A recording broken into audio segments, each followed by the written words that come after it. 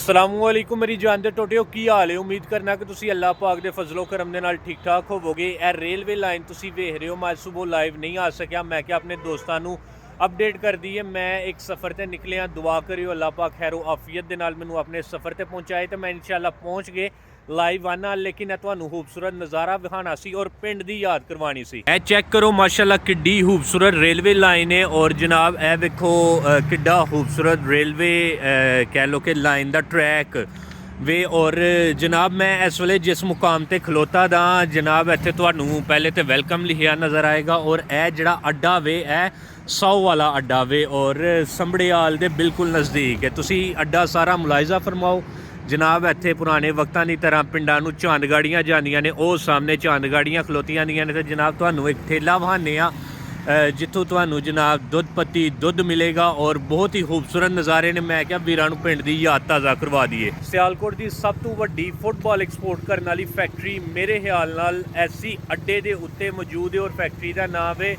Forward sports. Factory वो सामने बिल्कुल सामने फैक्ट्री है फॉरवर्ड स्पोर्ट्स और फॉरवर्ड गियर, दो फैक्ट्रियां ने। और माशाल्लाह ਜਿਹੜਾ वर्ल्ड कप ਦੇ ਵਿੱਚ फुटबॉल इस्तेमाल ਹੋਇਆ ਉਹ ਇਸ ਫੈਕਟਰੀ ਦੇ ਵਿੱਚੋਂ ਗਿਆ ਸੀ। और ਅਲਹਮਦੁਲਿਲਾ ਸਿਆਲਕੋਟ ਦੇ ਵਿੱਚ forward sports one of the largest football exporter company बन गई। और पुराने वक्ताਂ ਦੀ याद ताज़ा करो ਕਿੱਡਾ खूबसूरत ठेला। और इस ठेले तो किसी वक्त मैं जनाब ਜਦੋਂ ਇੱਥੇ ਫੈਕਟਰੀ ਦੇ ਵਿੱਚ ਜੌਬ ਕਰਨਾ ਸੀ ਉਦੋਂ ਦੁੱਧ ਸ਼ੁੱਧ ਪੀਦਾ ਸੀ और ਚਾਏ ਸ਼ਾਏ ਇੱਥੋਂ ਲੱਭਦੀ ਹੈ ਬੜੀ ਸੋਹਣੀ।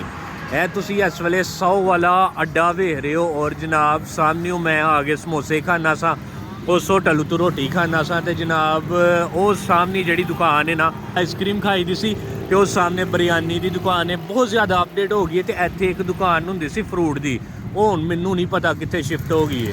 ਬਾਕੀ ਜਨਾਬ ਹੁਣ ਗਾਮਜ਼ਨ ਹੁੰਦੇ ਆ ਦੁਬਾਰਾ ਆਪਣੇ ਸਫ਼ਰ ਵੱਲ ਨੂੰ ਤੇ ਇੱਕ ਛੋਟਾ ਜਿਹਾ ਜਿਹੜਾ ਨਾ ਮਿਨੀ ਵਲੌਗ ਸੀ, ਮੈਂ ਕਿਹਾ ਚਲੋ ਯਾਦ ਮੇਰੀ ਵੀ ਤਾਜ਼ਾ ਹੋ ਗਈ ਹੈ ਤੇ ਦੋਸਤਾਂ ਦੇ ਨਾਲ ਵੀ ਸ਼ੇਅਰ ਕਰ ਦਈਏ।